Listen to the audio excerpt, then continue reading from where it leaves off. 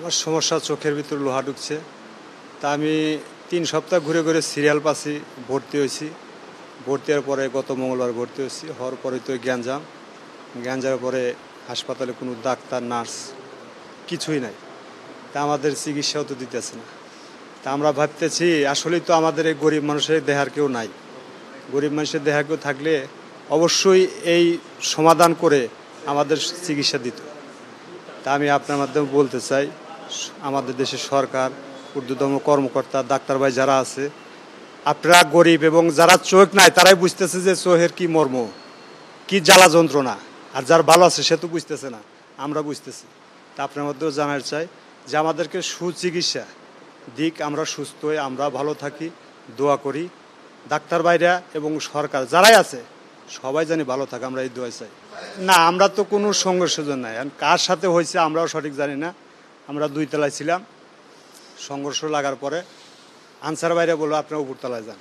আমাদের যার যার বেটে আছে আমাদের ঘরে তালা দিয়ে দিছে, আমরা এখানে চুপ করে বসে আছি। কার সাথে কি হয়েছে আমরা ওটা সঠিক বলতে পারবো না, ঠিক আছে। তারপরে এই যে চলে গেছে ডাক্তার নার্স, কেউ নাই। আমাদের খাবারও ঠিক মতো নাই, এই গত কালকের থেকে খাবার দিছি। দোয়া করি সবার জন্য, সবাই যেন সুস্থ হয় এবং এই জিনিসটা যেন তাড়াতাড়ি শুরু করে আমাদের চিকিৎসা দেয়। গরিবের যে ভালো করবে আল্লাহ তাদের উপর ভালোই করবে। চোখের পর্দা ছিঁড়ে গেছে। আমরা 1 মাস এই জায়গা ঘুরতেছি, ঘুরে ঘুরে 10 দিন, আজকে 12 দিন হয়েছে ভর্তি হয়েছি। আমাকে সে অপারেশনের ডেটই দেয় না। তারপরে আজকে ডেট ছিল, তা তো এই যে এই অবস্থা। আমাকে তো আর কোনো চিকিৎসাই নেই, কোনো ওষুধপাতি কোনো কিছুই দেয়নি আমাকে, সেভাবেই আছে, সেই স্থিতি। ডাক্তার ওই দেখে বলে যে কিছুই বলে না, ফাইল নিয়ে চলে যান, বেডে যান, অমুক দিন আবার জমা দেবেন, ব্যাস এইটুকুই। ফিরে আবার সেই ফাইল নিয়ে সেই দিন জমা দিলি, আজকে হবে না, ফাইল নিয়ে চলে যান, আবার অমুক দিন জমা দেবেন। এইভাবে ঘুরতে 10 দিন পরে যাই আমাকে ডেট দিয়েছে যে অমুক দিন আপনাদের অপারেশন হবে। আজ শনিবারে, আজকে অপারেশন হওয়ার কথা ছিল, তার বুধবারে তো ঝামেলা লেগে গেছে। আমাকে আর কোনো কিছুই আর আসছে না, না চিকিৎসা আছে, না কোনো ওষুধপাতি, কিছুই না। ঝগড়া করছে কেটা হেডও আমরা জানি না, কিন্তু এখন পুরো বেজালে পড়ে রয়েছি আমরা সাধারণ রোগীরা। দূর দূরান্ত থেকে আইছি, কত কষ্ট কইরা 6 মাস ঘুইরা ভর্তি হইতে পারি না, 6 মাস পরে যায় ভর্তি হয়েছি। এখনো কিন্তু চিকিৎসা পাওয়ার কোনো নামগন্ধ নাই। এখন পইরা গেছে এনে বেজাল মারামারি, এখন আন্দোলনের ওইটার এবারে পইরা গেলাম আমরা পেছে, আমরা বিপদে। এখন কোনো দিকে যাইতেও পারি না, ওষুধও নাই, নার্সও নাই, ডাক্তারও নাই, খাওয়ান দাওয়ানো নাই ঠিক মতে।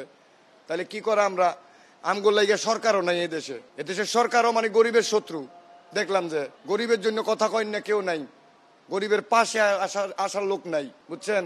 আল্লাহ আমগরে কিল্লে গরিব বানাইছে, আল্লাহ কিল্লে এক লোকের ঠাডা বাড়ে মায়ের আল্লাহ না আমগরে, এটা আল্লাহ জানে কেন আল্লাহ গরিব বানাইছে। আগে মন সম্মত কোনো খাবার দিত না, যে খাবার দিত মানে খাবার আমার দিকে চায়া থাকতো। তো এই খাবার কি করতে হবে? আর আমরা তো মানে বাইচা কোনো রকম বাঁচার লাগে খাইতে হইতেছে। কিন্তু আজকে গতকালকে আমাদেরকে ওই ছাত্র ভাইরা কিভাবে জানি ব্যবস্থা করছে বলে, তো ওরা কালকাতে আমাদেরকে কিছু খাওয়ান দিছে। মোটামুটি ওই খাওয়ানটা একটু স্বস্তিকর খাওয়ান পাইছি কালকা, একমাত্র কালকা অন্তত খাবার উপযুক্ত খাবার পাইছি কালকা। এর আগ পর্যন্ত পাই নাই। আজকে সকালবেলা নাস্তা দিছে, এখনো পর্যন্ত খাবার আসে নাই, তবে আসবে, মানে ওরা বলছে যে খাবার আসবে। না ভাই, ডাক্তারদের সাথে আমাদের যোগাযোগ হয় নাই। এবং কি আমার এক ভাইয়ে নাকি বলছে, উনি ফোন দিছিল বলে ডাক্তার কোনটাকে, উনি বলছে যে কি এখনো কোনো সিদ্ধান্ত হয় নাই, ওনাদের কাছে কোনো নিউজ যায় নাই, ওনারা এখনো পর্যন্ত শিওর দিতে পারতেছে না কখন থেকে মানে হসপিটাল চলবে। যেদিন হলো চিকিৎসা অবস্থান হবে সেই দিন হলো গন্ডগোল চুলিকে ডাক্তাররা নাচেরা সব চুলিকে উড়িয়ে। তারপরে ওই আজ 3 দিন হলো খাবার হয়নি, তারপরে কালকের থেকে আবার খাবার দিয়েছে না, খাবার নিজেরা কিনে খাইলাম 3 দিন। তারপর কালকের তো আবার ওরা খাবার দিয়েছে, ছাত্র ভাইরা ওরা দিয়েছে, ছাত্ররা গন্ডগোল ওই কিনে লাগাইছে, ওই এই রোগীকে নিয়ে লাগাইছে যে চোখগুলো ভালো হয় না, হয় না, তাই নিয়ে হলো। মূলত দাবি দেওয়ার জন্যই আমাদের এই পরিস্থিতি। আমরা দীর্ঘ 10 মাস হসপিটালের বেডে আছি। আমাদের সমস্ত রোগীর যে চাহিদা ছিল সেটা উন্নত চিকিৎসা, বাইরের দেশে নিয়ে যায় চিকিৎসা এবং পুনর্বাসন। আমরা দেখতে পাইছি কিছু মানুষকে বাইরে নিয়ে যাওয়া হয়েছে 30 থেকে 35 অথবা 50 জনের মতো, কিন্তু বাকি যারা আছে তাদেরও প্রত্যাশা ছিল উন্নত চিকিৎসার জন্য, এবং এই উন্নত চিকিৎসার রেফার এবং বাইরে কেন পাঠাচ্ছে না এটা নিয়ে আমাদের একটা সংশয় হয়। এই সংশয় থেকেই মূলত আমাদের 4 জন হচ্ছে বিষ খাইছে। তারা বলতে চাচ্ছে যে আমাদের রক্তের উপরে এই সরকার বসে আছে, কিন্তু এই সরকারের আমলে যদি আমরা চিকিৎসা না পাই তাহলে আমাদের চিকিৎসা পাওয়া অসম্ভব হয়ে যাবে ভবিষ্যতে। এবং আজ 10 মাস হয়েছিল, 4 জন বিষ খাওয়ার পরেই আমরা বুঝতে পারলাম যে আমাদের কি পুনর্বাসন হবে। আমরা তাদেরকে বলছিলাম, আপনারা বলছেন আমাদের পুনর্বাসন করবেন, কিন্তু কি পুনর্বাসন করবেন আমরা এখনও জানি না। আপনারা আমাদেরকে একটা ফোরকাস্ট দেন। 4 জন বিষ খাওয়ার পরে আমাদেরকে ফোরকাস্ট মোটামুটি দিয়েছে যে আপনাদেরকে এইভাবে পুনর্বাসন করবে। তখন আমরা তাদেরকে বললাম যে আমাদেরকে পুনর্বাসনের ভিতরে যে যার যোগ্যতায় গভর্নমেন্ট জবটা আপনারা বিবেচনায় রাখেন। তখন তারা আমাদেরকে বলল যে আপনারা কোটার বিরুদ্ধে আন্দোলন করছেন, আবার কোটা কেন নেবেন?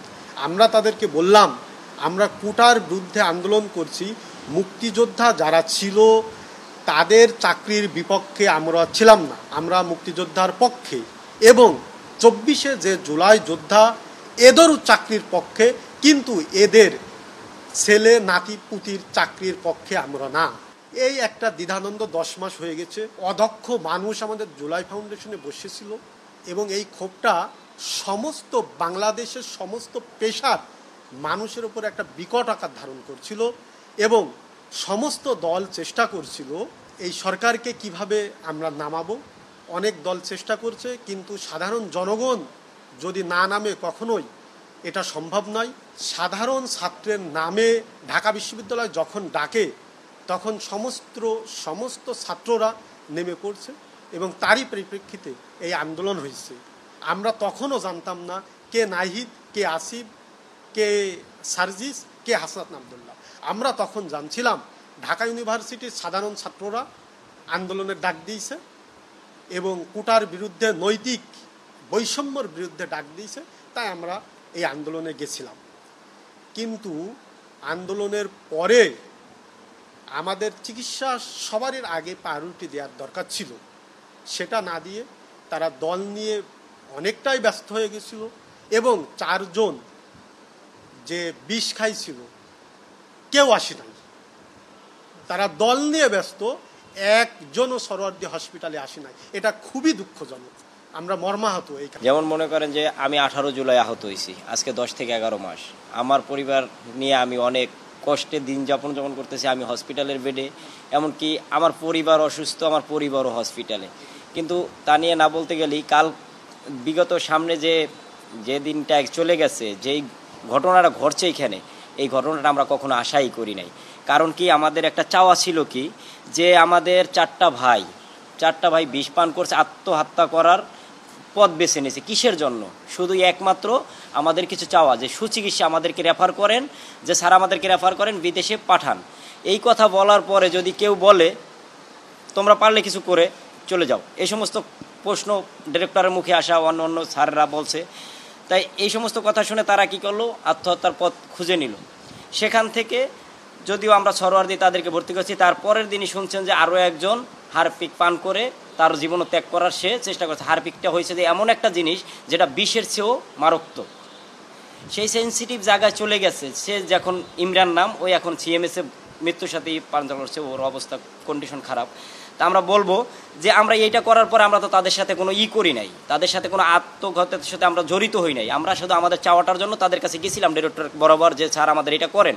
সে করে নাই, বাস করে নাই, আমরা চলে আসছি, আমাদের বেডে আমরা আইসা অবস্থান করছি। কিন্তু পরের দিন তারা প্ল্যান করে যে আমাদের উপরে যে এই রকমের হামলা, এই যে আমাদের উপরে মারধর, এই সমস্ত করবে, এটা তো আমরা কখনো আশাই করি না তাদের পক্ষে। কারণ কি, আমরা সবাই সবসময় ভাবছিলাম যে তারা আমাদেরকে ভালো চায়, কিন্তু দেখছি যে না, তারা আমাদেরকে মেরে এক একজন দেখছেন তো কি অবস্থা, এক একজনের হাত ভাঙছে, কারো কান ফাটাই ফেলাইছে, কারো চোখ করিয়া ফেলাইছে।